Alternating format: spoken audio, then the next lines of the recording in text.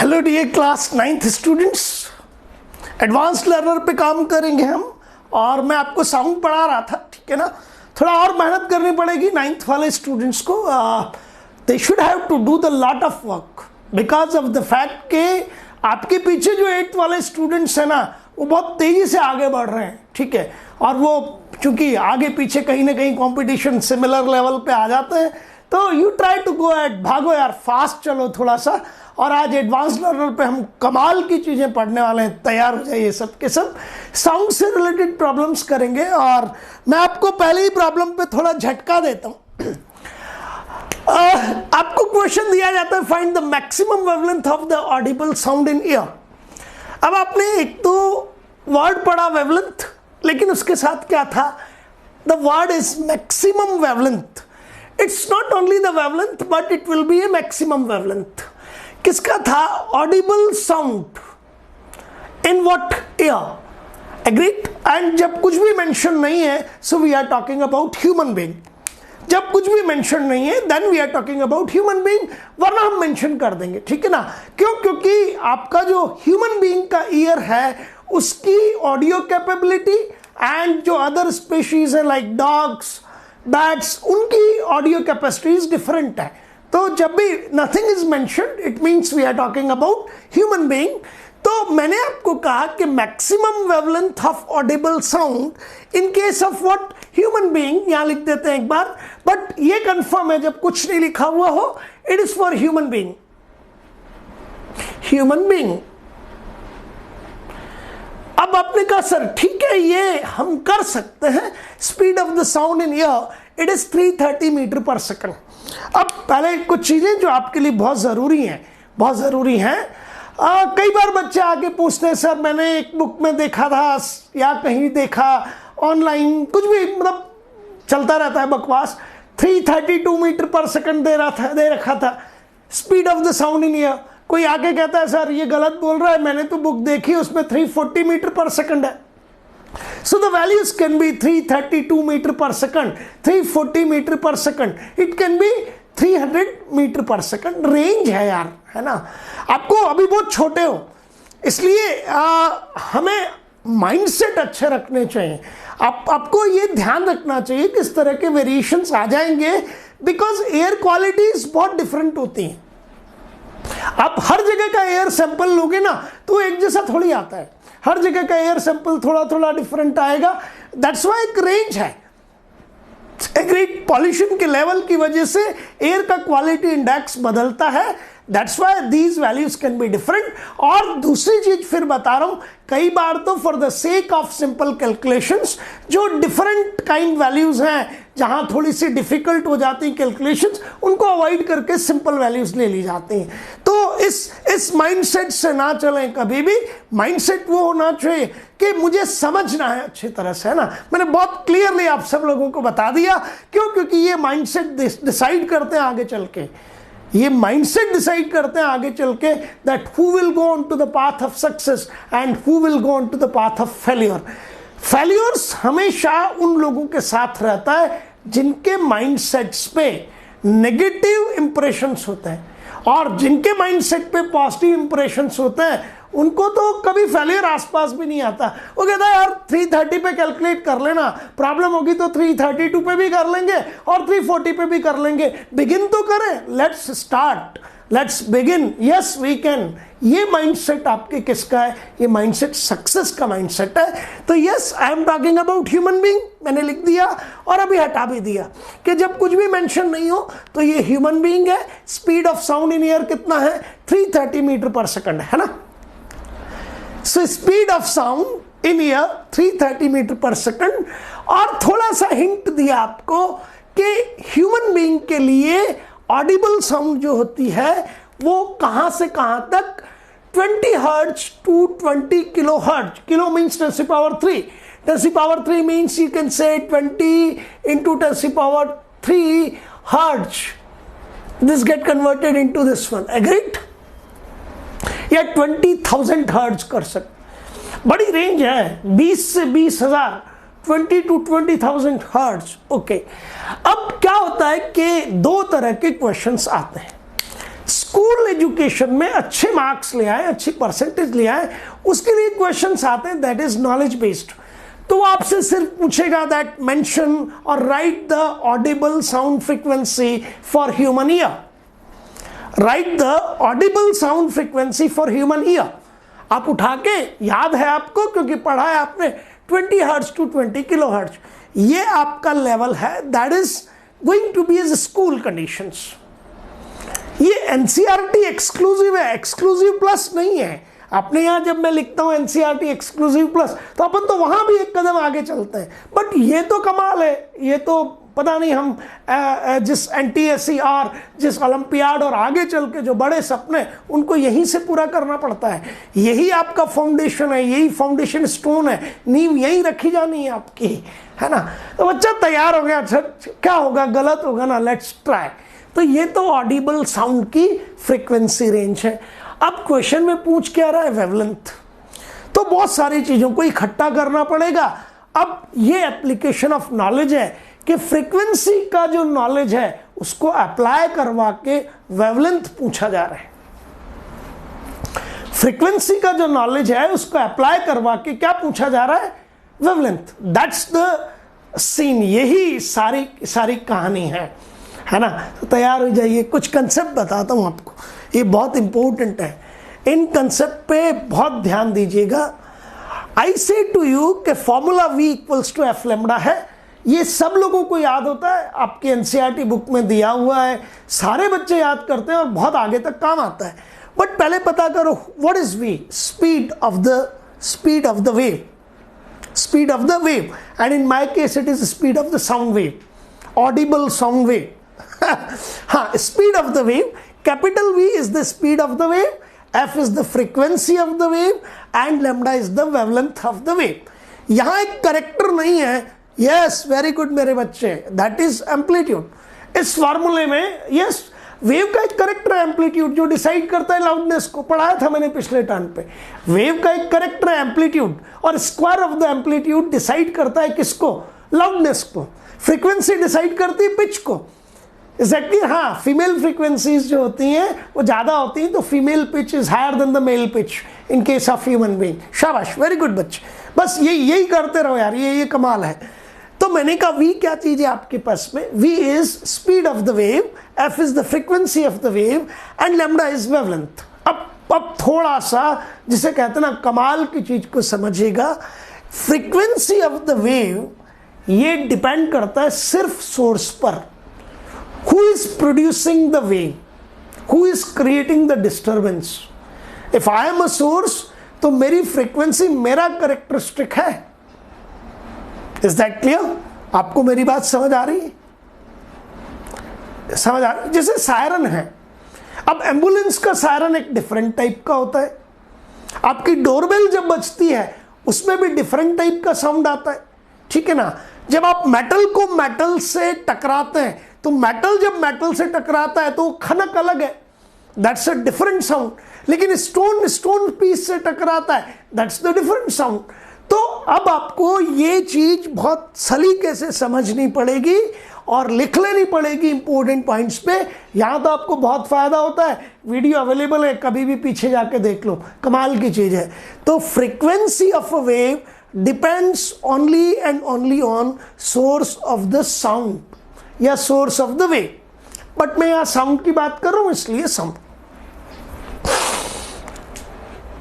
Agree, समझ आ गया।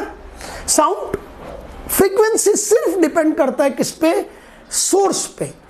जब तक सोर्स को नहीं बदलोगे, a is the source, a confirm. अब सब कुछ किस पर, ए पर, तो ए की फ्रीक्वेंसी फिक्स्ड है ना। बात समझ आ रही है आपको मेरी। तो आपने कहा ठीक है sir, frequency of a wave depends only on to the source. Clear. थोड़ा सा आगे चलते।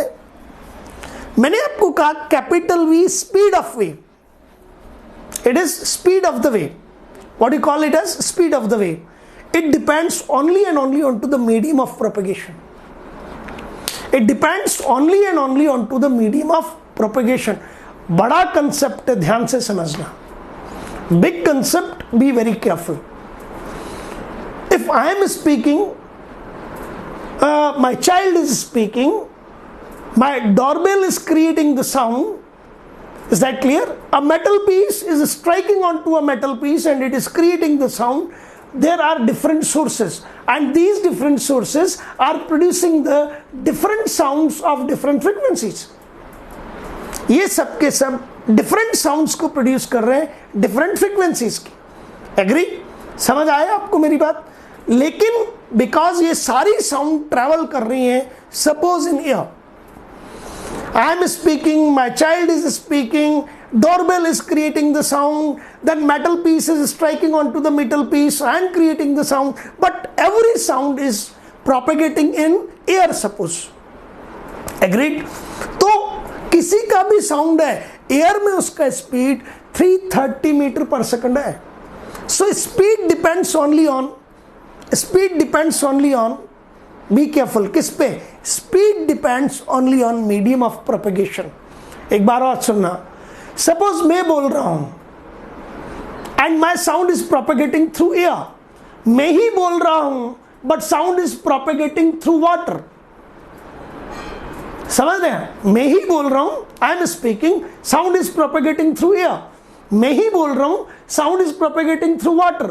तो अब सोर्स सेम है तो फ्रीक्वेंसी तो वही रहेगी, चाहे मैं बोलूं वाटर में फ्लो हो आपका साउंड या आपका साउंड फ्लो हो एयर में, बट मैं बोल रहा हूं सोर्स फिक्स्ड है तो फ्रीक्वेंसी इज फिक्स्ड. लेकिन मीडियम बदल गया सो स्पीड गेट चेंज्ड. आ गई आपको मेरी बात समझ में? क्लियर हो गया? बिल्कुल क्लियर हो गया. चलिए आगे की तरफ चलते हैं. अब मैंने आपसे कहा वेवलेंथ ऑफ द वेव. भाई ये किस पे डिपेंड करता है? स्पीड पता लग गया, सिर्फ मीडियम ऑफ प्रोपगेशन पे. फ्रीक्वेंसी पता लग गया सिर्फ सोर्स ऑफ वेव पे. अब बचा एक तीसरा करेक्टर वेवलेंथ. ये बिल्कुल रोता हुआ आता है मेरे पास, सर बेचारा हूं मैं. तो मैंने कहा यार क्या हो गया, क्यों दुखी राम हो रहा है, माइंडसेट बदलो. कहता बिल्कुल ठीक है sir, but you listen me, lambda is equals to V by F. अब यदि कैपिटल V चेंज हुआ और F चेंज नहीं हुआ तो कैपिटल V के बदलने से लैम्डा बदल गया, because capital V is changing. आपने क्या किया? सोर्स सेम रखा तो फ्रीक्वेंसी तो नहीं बदली, लेकिन आपने मीडियम बदल दिया. वो ध्यान से समझ लेना बच्चे, बहुत इंपॉर्टेंट है. आपने मीडियम बदल दिया तो मीडियम बदलते स्पीड बदल गई. सोर्स नहीं बदला इसलिए फ्रीक्वेंसी नहीं बदली, बट न्यूमरेटर की वैल्यू चेंज हो गई, डिनोमिनेटर नहीं बदलेगा. पहले था आपके पास 4/3, अब हो गया 10/3 या हो गया 15/3. अरे भैया आपने डिनोमिनेटर तो नहीं बदला, न्यूमरेटर बदलते गए तो वैल्यू तो बदलेगी, तो लैम्डा बदल गया. अब लैम्डा किसकी वजह से बदला? सर लैम्डा बदला स्पीड की वजह से, और स्पीड किसकी वजह से बदली? मीडियम की वजह से. तो लैम्डा कहेगा सर मीडियम की वजह से मैं बदल जाता हूं. सपोज मीडियम सेम, एयर में ही सब कुछ होगा लेकिन सोर्स बदलेंगे. कभी आप बोलोगे, कभी मैं बोलूँगा, ठीक है. कभी डोरबेल आवाज़ क्रिएट करेगी, कभी खनक होगी सिक्के से सिक्के बजने की, है ना, खनक कहते हैं उसको. तो मीडियम सेम होते स्पीड सेम हो गया, लेकिन सोर्स आपने बदल दिया, फ्रीक्वेंसी बदलेगी. अब आप कहोगे सर न्यूमरेटर तो सेम है, 3/4, फिर हो गया वो 3/10, फिर हो गया वो 3/100. क्यों? क्योंकि फ्रीक्वेंसी बदल गई.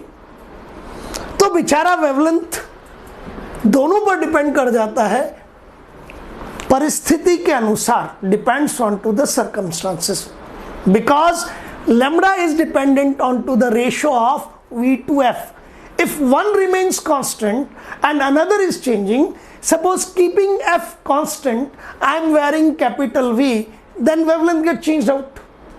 Or keeping capital V constant, wearing V, or keeping F constant and wearing V, दोनों में से एक को constant रख लो, दूसरे को बदल दो, तो आपका wavelength बदल जाएगा. हो सकता है कई बार दोनों को बदलने से बदल भी जाए और ना भी बदले. सपोज कैपिटल V भी डबल हो गया और F भी डबल हो गया तो 2V/2F वही रह जाएगा. लेकिन कैपिटल V 3 टाइम्स हो गया और F 2 टाइम्स हुआ तो आपका लैम्बडा बदल जाएगा। ठीक है, यहां तक समझ आ गया सबको? हाँ या ना? तो लैम्बडा किस किस पे डिपेंड करता है? v पे भी और f पे भी। Means we will have to see it that what are the given circumstances. पक्का? क्लियर? अब चलते हैं क्वेश्चन पे। मीडियम कौन है? एयर। मीडियम हो गया एयर। अच्छा, यहां स्पीड कितना हो गया? 330 मीटर पर सेकंड। अच्छा, अब थोड़ा सा अच्छा काम कर लीजिए, यही बता देता हूं आपको। जगह बन गई ना अपने पास में? हमें सब कुछ कहां करना है? Audible sound in air. Medium fixed है, so capital V is constant. Capital V constant. Medium is air. Agree? अच्छा, अब lambda equals to V by F है। Lambda is equals to V upon F। Do you agree with me? V तो constant है।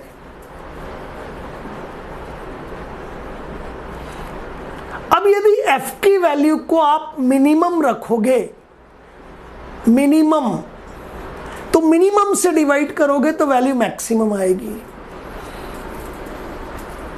So to go for maximum wavelength in given medium, to go for maximum wavelength in given medium means capital V constant. Repeat कर रहा हूं, to go for maximum wavelength in given medium means capital V constant, frequency should be minimum. So lambda maximum is equals to V upon F minimum. And suppose you want to go for lambda minimum wavelength in a given medium, minimum wavelength in a given medium, then frequency should be maximum because V is constant. तो जब maximum से divide करोगे तो minimum आएगा, और जब minimum से divide करोगे तो मैक्सिमम आएगा। क्लियर हो गया? मिनिमम से डिवाइड करोगे तो मैक्सिमम आएगा, और मैक्सिमम से डिवाइड करोगे तो मिनिमम आएगा। चलिए, ये काम जब पूरा हुआ तब मैंने कहा क्या चाहिए? Maximum wavelength. अब जाके खोपड़ी में घुसा। मैक्सिमम वेवलेंथ किसका चाहिए? जल्दी बोलिए। Audible sound. तो maximum wavelength clear, audible sound clear, और मीडियम भी क्लियर। तो मीडियम हो गया एयर, स्पीड हो गया 330 मीटर पर सेकंड, फ्रीक्वेंसी मिनिमम। क्यों? क्योंकि आपको क्या चाहिए? Maximum wavelength. वेवलेंथ मैक्सिमम चाहिए, that's why frequency minimum. Frequency minimum क्यों चाहिए?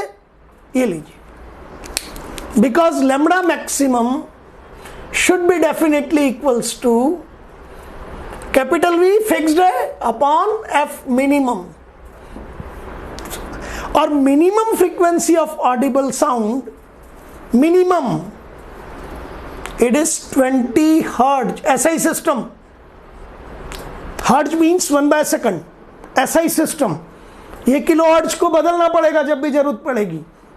Is that clear? Hertz means 1 upon second. ठीक है, शाबाश। बस V नोन है, F मिनिमम नोन है, लैम्बडा मैक्सिमम निकाल दो। V upon F minimum 330 metre पर second, SI system. F minimum hertz, SI system. Everything is okay, सब कुछ SI सिस्टम में। 0 से 0 कैंसिल, 33/2 16.5 मीटर्स। एक वेव की length, the wavelength of the maximum wavelength of audible sound 16.5 metre, लगभग 1 metre इतना बड़ा होता है। Is that clear? ऐसे 16, this is the length of what? One wave. आ गई बात समझ में? ठीक है। हाँ, आप खुश होते ना, हमें बहुत मजा आता है।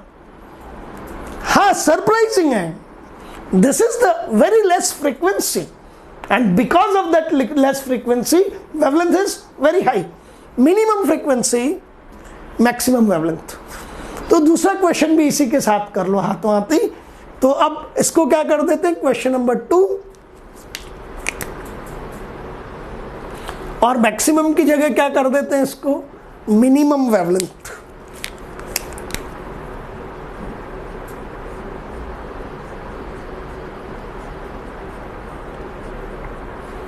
Minimum wavelength.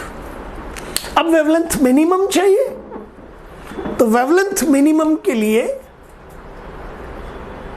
मिनिमम फ्रीक्वेंसी क्या है, मैक्सिमम से डिवाइड करो, ये रहा, lambda minimum is equals to V upon F maximum.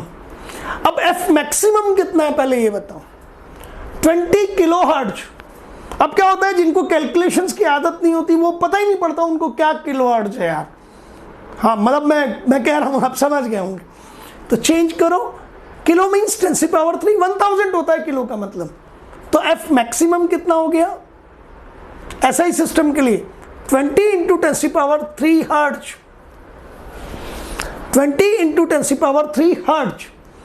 Lambda minimum निकाल दीजिए, ये रहा formula, v upon F maximum, v 330 metre पर सेकंड। अच्छा v क्यों नहीं बदला, अरे वाह यार शाबाश सर, एयर मीडियम तो वही है, और जब तक मीडियम नहीं बदलेगा तब तक स्पीड ऑफ द वेव नहीं बदलेगा। तो 330 लैम्बडा मिनिमम चाहिए, एफ मैक्सिमम कितना 20 × 10⁻³ हर्ट्ज। सब कुछ ऐसा ही सिस्टम है, सब कुछ ऐसा ही सिस्टम है, इसलिए मैंने 20 किलो हर्ट्ज को चेंज कर लिया। 330/20 तो कैलकुलेट किया ही था, ये 16.5। अच्छा ये ऊपर जाएगा 10⁻³ न्यूमरेटर में, तो 10⁻³ मीटर्स, 16.5 × 10⁻³ सेंटीमीटर में बदलो इसको। तो मीटर को सेंटीमीटर में बदलने के लिए 100 से मल्टीप्लाई कर दो, 100 से मल्टीप्लाई कर दो। मीटर को सेंटीमीटर में बदलने के लिए 100 से, 100 मीन्स 10⁻², तो 10⁻³ × 10⁻², 10⁻⁻1, 16.5, इसको 1/10 करा, it is 1.65 centimetre. Means minimum wavelength जो ऑडिबल साउंड की है ना एयर में, मिनिमम वेवलेंथ किसका, ऑडिबल साउंड का, इट इज हार्डली 1.65 सेंटीमीटर। अब आप सोच लो 2 सेंटीमीटर कितना होता है, it is less than 2 centimetres. अब 2 सेंटीमीटर देखना आज स्केल पे जाके, it is a minimum wavelength. इस मिनिमम से मैक्सिमम कितना, 16 मीटर्स। ये है कमाल साउंड का। एंड हमारे जो ईयर्स हैं, क्या कमाल की चीज ईश्वर ने बनाई है, अल्लाह ने बनाई है, वाहेगुरु ने बनाई है, अल्टीमेटली जो जिसे आप गॉड कह दें, बट द ऑलमाइटी। मतलब how precious these years are. जो लोग सुन नहीं पाते हैं उनसे वो जो मशीन लगा के सुनते हैं उस पर भी बात करेंगे, पर ये ईयर्स इतने खतरनाक हैं कि ये इस वेवलेंथ को भी जो 16.5 मीटर लॉन्ग है, maximum wavelength of audible sound in year, इसको भी सुन लेते हैं, और जो हार्डली 1.65 सेंटीमीटर है इसको भी सुन लेते हैं। तो बस इसी तरह से पढ़ते रहिए और बढ़ते रहिए।